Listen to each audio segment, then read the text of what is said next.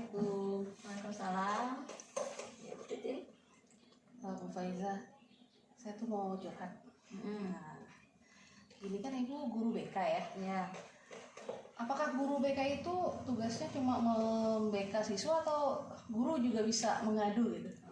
Sebenarnya BK itu yang orang pahami kan guru BK itu hanya untuk siswa-siswa yang bermasalah. Nah sebenarnya kalau untuk kategori siswa, BK itu untuk semua siswa yang membutuhkan, berarti termasuk siswa-siswa yang berprestasi. Nah kalau untuk siswa yang berprestasi ini kan berarti untuk mengembangkan kemampuan dia, mengembangkan potensi dia agar potensi dia yang dia miliki kan lebih berkembang. Nah kemudian juga kalau untuk siswa yang bermasalah, berarti guru BK ini membantu siswa bagaimana cara mengatasi permasalahan yang siswa itu Menemukan solusinya. Ya itu kalau untuk siswa. Nah sebenarnya kalau untuk guru pun juga bisa, karena BK ini kan dia luas. Kalau di perusahaan pun BK ini juga diperlukan. Ada juga ya? Nah, ada juga kalau untuk di perusahaan. Kemudian juga, nah perlu juga nih sebenarnya untuk guru-guru untuk sharing kan ya, mungkin. Makanya saya mau nanya. Nah, sekarang kan PJJ ya. Pembelajaran di masa pandemi, pembelajaran jarak jauh, daring, luring, itu sebenarnya kan yang stres itu nggak hanya orang tua dan siswa. Guru kan juga, guru juga banyak yang stres. Nah, kira-kira guru-guru yang mengalami mungkin kekalutan pikiran, stres dalam menghadapi pembelajaran di masa pandemi itu indikasinya gimana gitu? Oke, sebelum kita bahas ke indikasi, kita bahas dulu tentang stres. Stres itu apa? Nah, kalau menurut Umi Titin nih, nah ini kan sudah berpengalaman kan dalam dunia pendidikan. Nah, menurut Umi apa tuh?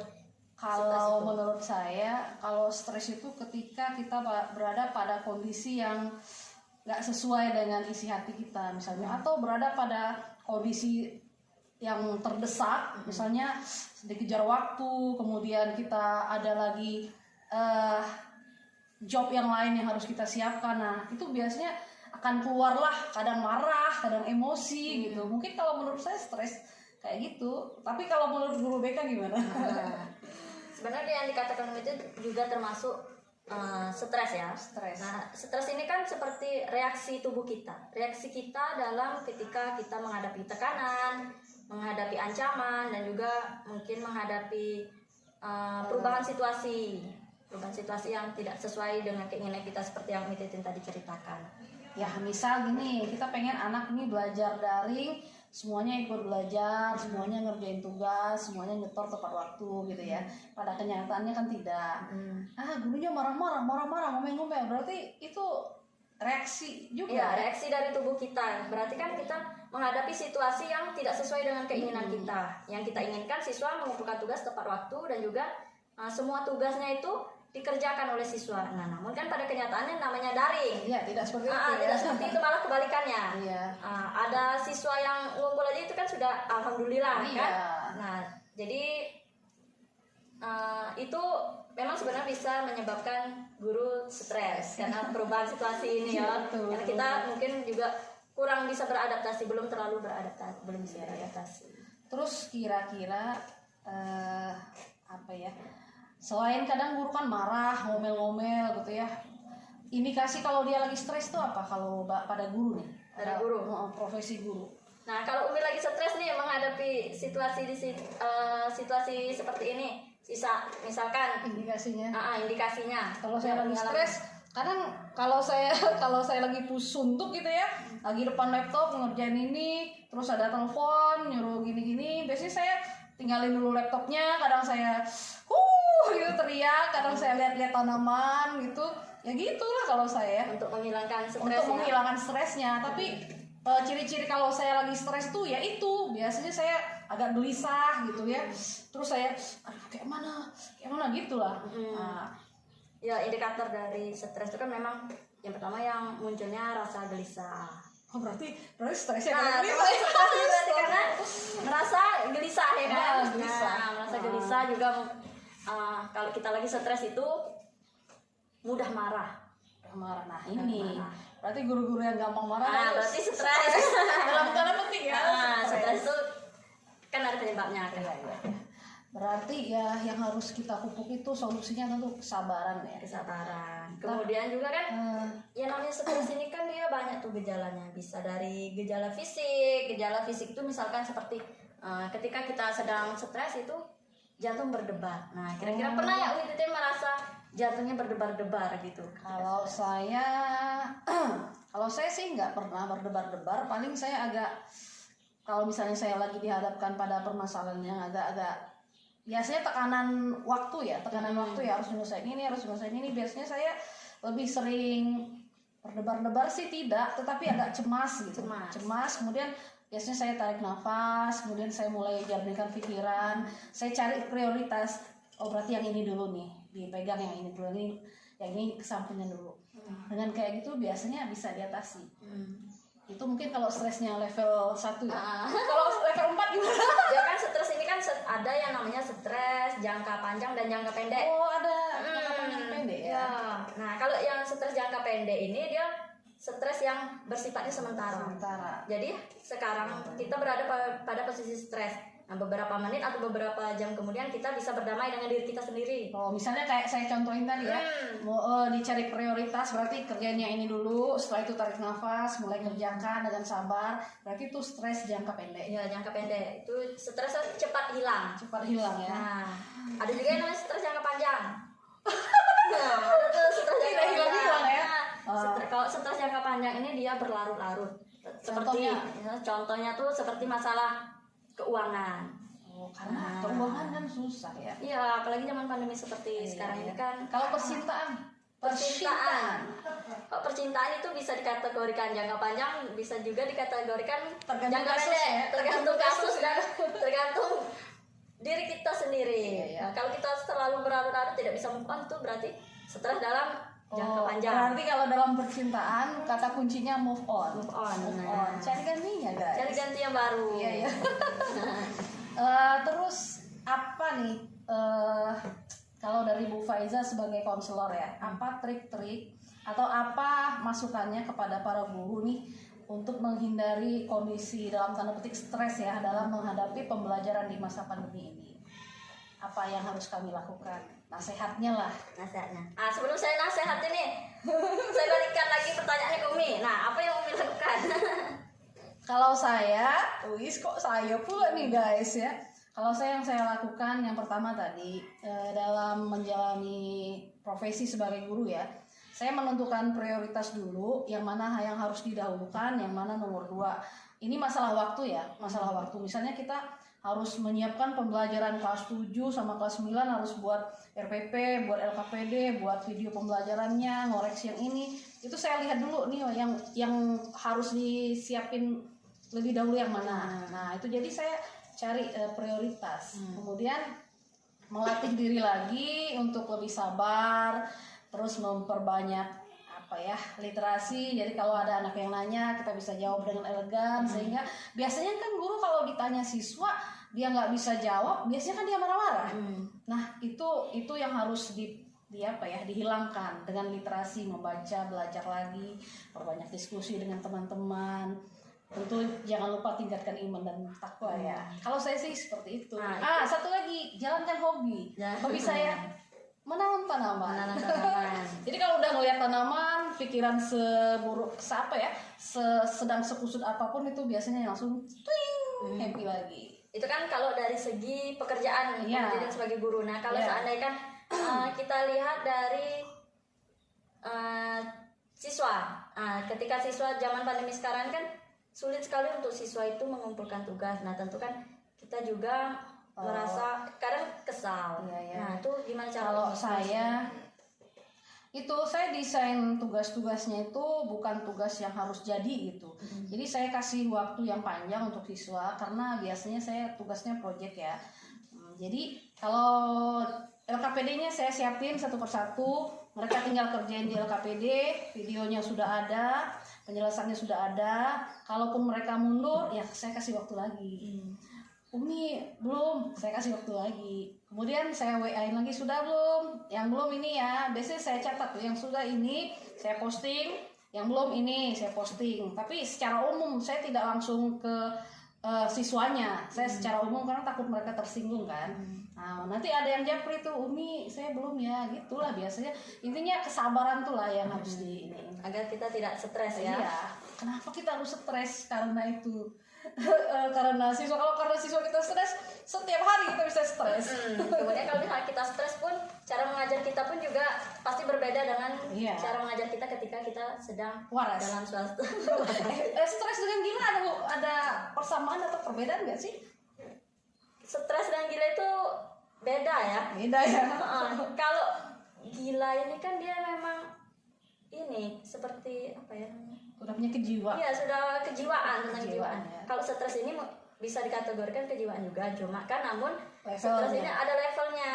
Kemudian kalau misalkan stres ini memang sudah parah, nah ini bisa menyebabkan gila juga. Kenapa? Karena kita merasa tertekan, kita tidak bisa meluapkan apa yang menjadi penyebab diri kita merasa tertekan tersebut. Nah itu bisa. Makanya kita harus, walaupun pandemi kita jaga jarak, tetap harus curhat. Tetap, karena kan permasalahan kita ini kan yang menyebabkan stres ini kan bukan hanya dari segi dalam pekerjaan saja. Kemudian kan ada juga dari segi misalkan dari keluarga, ekonomi. Nah, ketika kita menghadapi suatu masalah, alangkah lebih baiknya kita luapkan. Nah, ketika kita tidak meluapkannya, nah hati kita ini kan menjadi lebih penuh, terbebani ya? Gitu kan. Nah, macam mana seperti misalnya gelas itu seperti diri kita.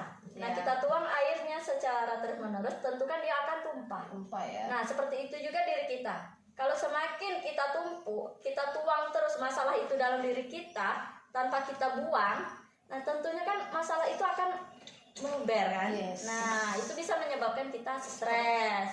Nah, kalau kita sudah stres, nah hati-hati. Obatnya iman dan takwa. Ya, betul. Jadi harus sabar. Kalaupun ada banyak masalah, jangan ditulis di ini ya. Jangan diposting. Kadang gini loh, orang punya masalah, itu dia bikin status. Itu kan memperkeruh keadaan ya. Nah, kalau itu tuh jelas seperti kita membuka aib kita sendiri. Nah, ketika kita curhat di media sosial, otomatis kan orang di luar itu tahu masalah kita. Ya? Nah, yang pertamanya orang menganggap kita, wah ini enak sekali nih hidupnya tanpa masalah kan. Nah, ketika kita meluapkan masalah kita dalam sosial media, otomatis kan semua orang tahu apa yang sedang kita alami. Jadi orang bisa lagi stres nih ya. Jadi jangan sampai lah ya ngetik keluhannya. Lebih bagus cari konselor. Tentu juga kita bentangan sajadah, sholat, berdoa gitu ya. Harus kita ini juga kalau misalnya kita ada masalah pun, ya tentunya pesan saya kalau misalnya kita sedang mengalami masalah itu jangan dipendam. Nah, kalau kita pendam ya otomatis kan berdampak buruk pada jiwa kita. Iya, mungkin sel-sel saraf juga akan kencang, kemudian putus, kemudian stres permanen. Nah, itulah menyebabkan seseorang bisa menjadi gila. Berarti emang guru BK itu tuh fungsinya bukan cuma buat siswa ya, tapi buat semua, guru bisa untuk semua. Jadi saya mau sering-sering lah nih curhat dengan guru BK. Nah, sharing. Siapa tahu ada solusi jika saya sedang stres karena duit misalnya. Kok stres tidak ada duit itu beda cerita. Ya. Beda cerita. Berhubungan dengan angka. Oke. Kalau kita stres tuh alangkah lebih baiknya kita seperti gini saya mau nanya, kira-kira seseorang misalnya guru lah ya, karena kita pendidikan, apakah kita bisa mendeteksi kalau kita ini lagi stres, bisa menilai diri sendiri nggak? Tentu bisa, karena gejala stres kan banyak. Nah, ketika kita mudah gusar, gelisah. Oh, berarti harus cepat sadar ya. Cepat sadar. Astagfirullah, berarti saya lagi stres nih.